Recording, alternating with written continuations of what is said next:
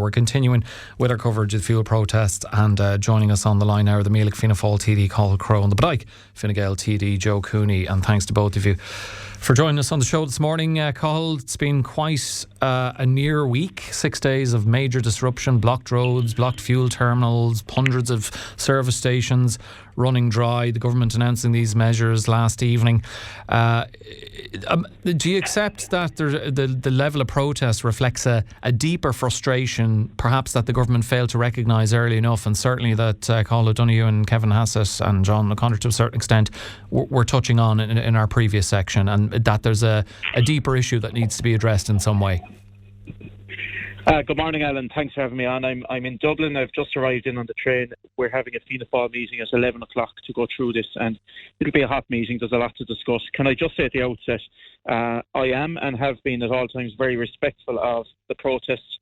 It's set out in our Constitution, Article 40, people have the right to protest, and I think that has to be respected at all times. I was the first TD in the county to go to those barricades on the M18. I met with both groups there. I've maintained contact with them, and I brought their concerns, as promised, directly to the Taoiseach. This whole thing, look, it's not good enough. The people are at the pin of their collar, struggling hugely. We've heard with great volume the issues of hauliers, farmers, agri-contractors, but there's many more people who are not involved in these sectors who are also struggling. Can I just, you mentioned a point there, the things kind of get ahead of us before we reacted, possibly, and I think there are many criticisms that could be levelled on government, but can I just say, in this county, in Clare, on the 2nd of April, which it's nearly 2 weeks ago now, well before these protests began, I was in the room with Joe, Timmy Dooley was there as well, and some councillors, where we met with agri-contractors, hauliers, and farming bodies to deal with this very issue. We met in the Banner Plaza upstairs, quite near to where the protests were happening, ironically, and we met them, and they gave us very strong issues they wanted brought to government, which we did. So negotiations were ongoing before it got to this point of high escalation. Okay, and I appreciate that point that you were talking with them that far back, but yet, despite those talks and them telling you what their concerns were, it's only now, or last evening, the 12th of April, that the measures were announced. Why did your party leader, the Taoiseach, appear to take almost a week to acknowledge the protesters may have had a point, and why did it take this long for the government to respond in a way that unfortunately looks more reactive than proactive, that it took the country being brought to its knees for the measures to be announced? Yeah, so to answer that, there were some very real reasons why, the reactions didn't happen immediately, and I'll give one of them. One of them is that the EU, whether we like it or not, and this is a fact, and it won't win me many friends in the county saying this morning, but we're a member of the Eurozone since 1999. We've had the common euro currency since 2002. There are strict rules in what we can do with VAT, particularly you cannot reduce VAT below certain levels. And actually Poland and Spain, who did so, they exceeded what's allowed. And just to say, I did put that point to Cathal O'Donoghue that the government can't just go and announce whatever it wants. It does have to liaise with the EU. Yeah, it's not something I like either, but there had to be liaison. Now, on the communication piece, I can tell you my communications in the county, I think, were what I would want them to be. I spent all weekend getting back to people. I met with protesters. I've engaged and I haven't shied away, and I don't disappear when there's a crisis. I engage. Could communications have been better for government? Yes. I would say one of the big concerns when I went out and met with the protesters, of course, centrally to all of this was the cost of fuel and the struggles they're facing. But I would say of equal volume was their concern, their anger, in fact, that they felt they were being maligned. I met the best of people out there. I know many of them personally as a farmer. I deal with many of them. I would say there were some in other protests, and maybe in Dublin there were some characters that the media honed in on, maybe, I don't know what would we call them, shady perhaps, but I certainly can tell you, hand on heart, that wasn't the case in Clare. The best of people down there, and they were upset that their good names were being taken. Okay, and that is understandable. Okay, and I do want to bring Joe Cooney in at this point. Joe, are you satisfied with what the government, of which your party, of course, is a part of, has announced, because, Cathal O'Donoghue, particularly in relation to the 2.4 cent reduction on green diesel, he did not sound particularly impressed with that, scoffed at it, and doesn't seem happy overall with the measures. Do you think it's enough? Are you satisfied with them? Do you think it's enough to assuage the concerns that many of the protesters have had? Or are we going to see all this pick up again on Wednesday, as Colin suggested, if something else additional doesn't happen? No, good morning, Alan. First of all, in fairness, I must say, look, I can see where the protesters are coming from. We're well aware of the fuel crisis we have. We did meet the IFA, the ICMSA and the agricultural contractors, as Cathal said, last Thursday week. We did take their concerns on board, and to be honest with you, they were very, very concerned. There's no point saying they weren't concerned. I did meet protesters during the week, and to be honest with you, there was tears coming out of their eyes because they were concerned that they would not be able to carry out their works for the farmers in 2026. I can understand. Yeah, we can understand that. Because of the costs, and the costs are gone crazy.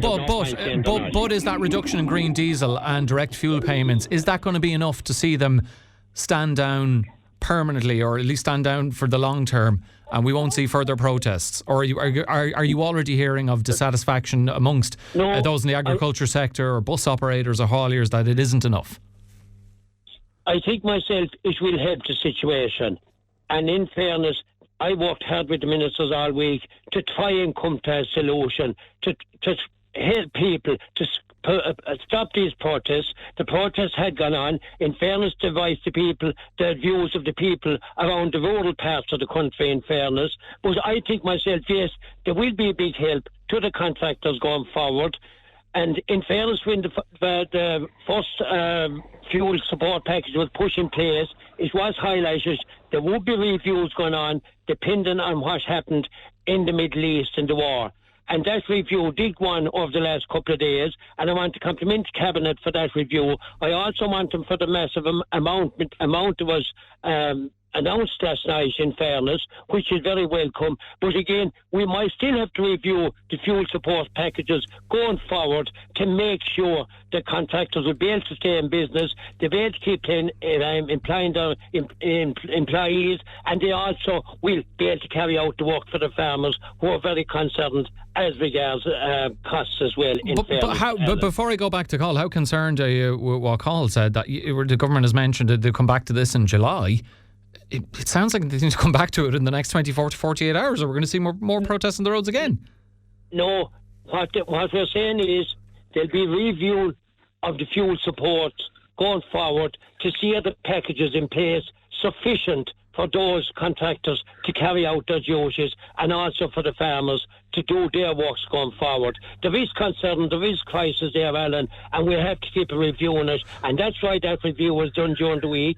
In fairness, the protest did drive on that review. It was Easter week, as we well know, but I must say the amount of work that has been done last week to try and satisfy the protesters and all the people who supported the protesters, I think was fabulous.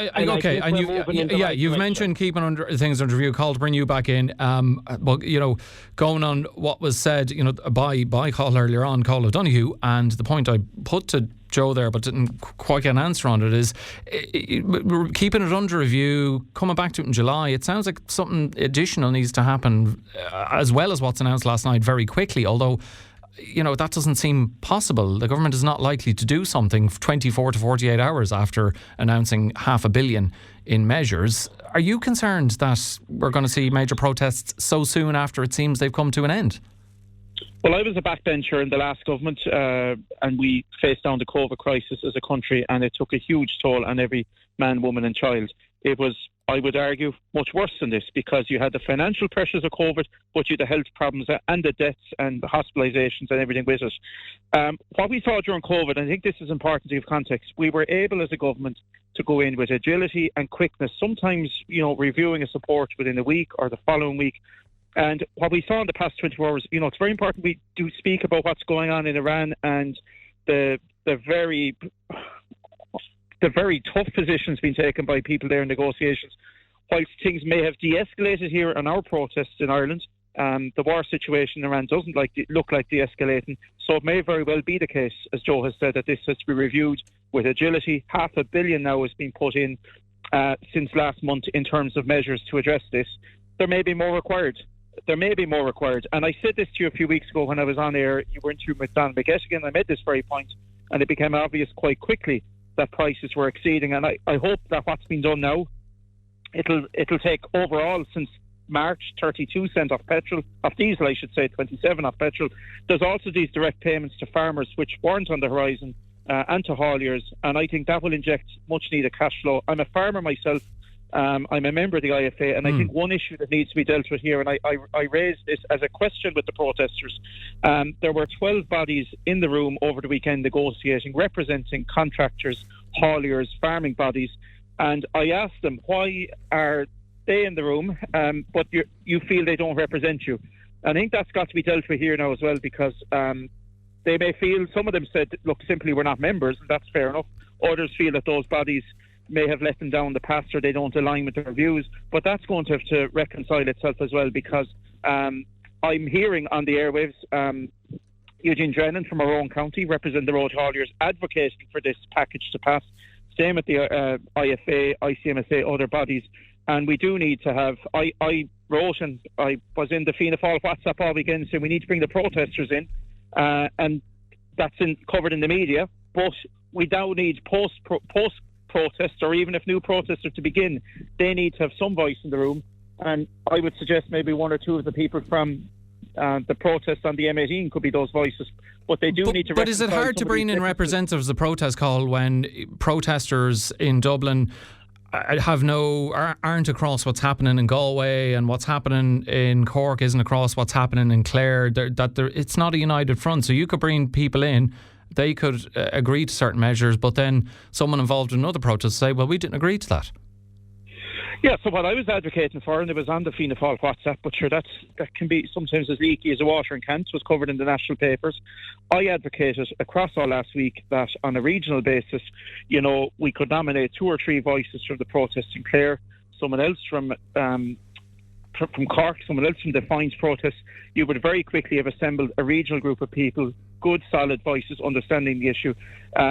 Fortune passed us out over the weekend because those negotiations with the national bodies got underway. There was 12 bodies in the room, though, and I think there needs to be a little bit of dialogue between those as well, that they have internal differences. They're going to have to iron those out as well, because this dialogue will have to continue. The crisis looks like it will continue. So the responses may need to continue as well. Okay. I want to bring Joe back in. Joe, that I touched on the Ireland Things poll in the Sunday Independent. 56% of the 1,000 voters polled supported the actions of the protesters. 38% were opposed. But interestingly, within that, just 18% of Fine Gael and 14% of Fianna Fáil voters backed the protests. However, 99% of Independent Ireland, 96% of Sinn Féin, 94% of Aontún, 78% of independent voters backed the protests. Is there too much of a groupthink mentality in government, or, as you would say, and in relation to social media, an echo chamber that you're not as cognizant or as aware of what wider society thinks on issues like this than perhaps you should be? No, I wouldn't think so, in fairness. And again, I can see why the protest took place. I can see why the support they got. As I said earlier on, there is a lot of concern out there as regards the cost of living. I did happen to, when I met the protesters, I did happen to meet a person who was actually trying to cover 3 jobs. His wife is working, they have 3 young children, and they're not able to keep the bills and the mortgage paid. So that's. And do you think that person is going to be happy with an additional 10-cent cut in petrol and diesel that most likely will disappear like the 15 and 20 cent cuts did, because now Trump is talking about blockading the Straits of Hormuz, that it's more likely than not that the prices of the pump will increase, not decrease? Well, we'd be hoping to see them decreasing, but what's happening in the world, and especially in the war in the Middle East, is not helping our situation here. That's why I did say we may have to review the fuel support package going forward, but it's important we support our people in our country. That is very important. That's what came out of this protest, in fairness. Again, look at costs are crazy and there's no point saying they're not. Families are struggling. We in government will have to try and do what we can to support those families and those contractors who are under severe pressure. And I actually saw one of those contractors when I met him crying, tears coming out of his eyes, that he may not be able to continue on in 2026 because of the cost. As you mentioned, we're almost out of time, Col, but just very quickly to finish with yourself, motion of no confidence going to be brought forward by Sinn Féin. Obviously, you'd be fairly confident of defeating that, but are you worried that it's just symbolic of growing discontent amongst the public and that the government is going to face further troubles in the short term? Yeah, just I think it's important to say, and you asked Joe, but I'm not some disconnected ogre or anything like that, or some villain. I'm out there meeting people. Nobody's saying that, but I mean, is that poll indicative of that? You know, Fianna Fáilers are only hearing from other Fianna Fáilers and Fine Gaelers and so on. No. Can I answer, please? It's quite important to answer. No, I'm not. And I'm out there all weekend meeting people. I'm very much engaged in the farm community. I was up this morning fathering and cow calves. I'm very much understanding of the situation. I go out and meet people. I don't shy away from things. You're asking about, there is no, and there should never be portrayed in such a way that it's government versus its own people. And I think some things here got excessively escalated over the week. That didn't help at all. I don't think calling the army, and albeit it was for towing out vehicles, I don't think that helped rhetoric. Pepper spraying didn't help. But look, things had to be stood down. The blockading of ports, I didn't support. I, like Joe, went out and met protesters on the M18. Fine, and they had a right to be there, every right to be there and every right to be listened to. In where things go now, that motion of confidence will happen. I think the more important vote this week is the vote to bring in these measures. That's going to happen this week, and that's what will make a difference in people's pockets. Politics can be divisive. That's just the way it's always been in every jurisdiction. But look, we need to keep this country going, and this crisis, unfortunately, isn't of our making. It's an international one with the US and Iran, and unfortunately it looks like that's going to deepen, so our responses have to remain agile. Okay, we do have to leave it there, but clearly there is still plenty of, if you pardon the pun, fuel left in the tank on this particular story or saga.